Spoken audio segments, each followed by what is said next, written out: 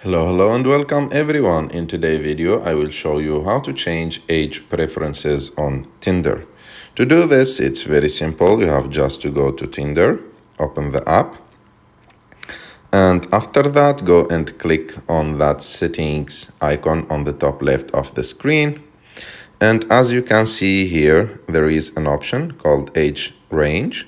You can modify it as you like to give Tinder the exact age range of the people that you want to match with them, and you can activate the option after it which says show people slightly out of my preferred range if I run out of profiles to see. So if you activate this option, and if Tinder can't find people on the age range that you put it, they will show you people who are a little bit older or a little bit younger than the age that you already put it.